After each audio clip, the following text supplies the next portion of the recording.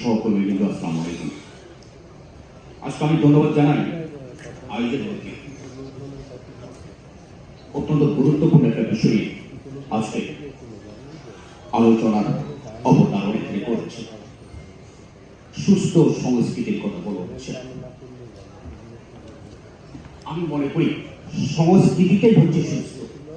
এটাকে আলাদা করে সুস্থ বলার দরকার নেই। যা কিছু সুন্দর, যা কিছু শান্তি, যা কিছু কল্যাণের, যা কিছু মঙ্গলের, যা কিছু শুভ, সেটাই হচ্ছে সংস্কৃতি। যা কিছু অসভ্য, যা কিছু অসুন্দর, যা কিছু মধ্যকতা খারাপ, সেটাই হচ্ছে অপসংস্কৃতি। সংস্কৃতির অপসংস্কৃতির মাঝখানে সুস্থ সংস্কৃতি বলে কিছু নেই। আমি মনে করি সংস্কৃতিটাই হচ্ছে সুস্থ এবং শুদ্ধ। আমরা সংস্কৃতি নিয়ে কেন এত কথা বলছি? সংস্কৃতি হচ্ছে সুন্দরের সাধনা। সংস্কৃতি মানুষকে সভ্য করে, জীবনের সৌন্দর্যটাকে বিকশিত করে। সংস্কৃতি চর্চার ভেতর দিয়ে মানুষের মন সুন্দর হয়, হিংসা বিদ্বেষ নাশ হয়, জীবন মহিমান্বিত হয়। একটা জাতি কতটা সভ্য বা কতটা উন্নত, সেটার পরিমাপ দেয় সংস্কৃতি।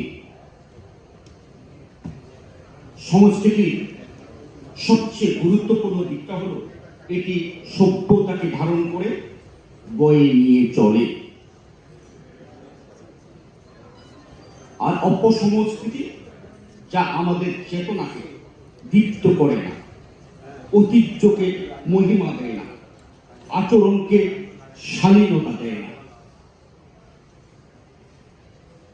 সংস্কৃতি জীবনকে সুন্দরের পথ দেখায়, আর অপসংস্কৃতি মানুষকে অসুন্দরের পথে নিয়ে যায়, অন্ধকারের দিকে ঠেলে দেয়। অপসংস্কৃতি জাতীয় মূল্যবোধকে গলা টিপে হত্যা করে, বিবেকের দরজায় কড়া লাগায়। অপসংস্কৃতি মানুষকে তার মা, মাটি ও দেশের প্রতি ভালোবাসা থেকে দূরে সরিয়ে নেয়। অপসংস্কৃতির চমক মরীচিকার মতো। এই চমক মানুষকে বিবেক বর্জিত পশুতে পরিণত করে। আর এই জন্যই আজকে আমরা এই সংস্কৃতি নিয়ে এত কথা বলছি, আমরা সম্পৃক্ত হচ্ছি। বাংলাদেশের সংস্কৃতির একটা গৌরবময় ঐতিহ্য রয়েছে। বাংলার সংস্কৃতি আমাদের পরিচিত করে দেয় আমরা বাংলাদেশী। আমাদের এই বাংলাদেশের সংস্কৃতি আমাদের সব ধর্ম বর্ণের মানুষকে এক কাতারে দাঁড় করিয়েছে। তাই তো সকল ভেদাভেদ বলি আমরা ভাষার জন্য আন্দোলন করে জয়ী হয়েছি। ৭১ মুক্তিযুদ্ধে আমরা বিজয় অর্জন করেছি। ২০২৪ ফ্যাসিবাদকে আমরা তাড়াতে পেরেছি।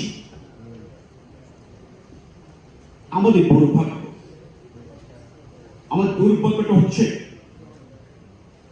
আমাদের তরুণরা আজকে অপসংস্কৃতিতে আকৃষ্ট হচ্ছে। তার কারণ হচ্ছে কি, ওই যে অপসংস্কৃতি যেটা বলছিলাম, চমক আছে, উত্তেজনা আছে, আর আছে ক্ষণিকের আনন্দ। এর একটা মোহ আছে। আমাদের মনে রাখতে হবে, একটি দেশের ভবিষ্যৎ হল দেশের তরুণ সমাজ। অপসংস্কৃতি হিংস্র যুগল থেকে এই তরুণ সমাজকে আমাদের বাঁচাতে হবে, না হলে এই জাতি বাঁচানো যাবে না।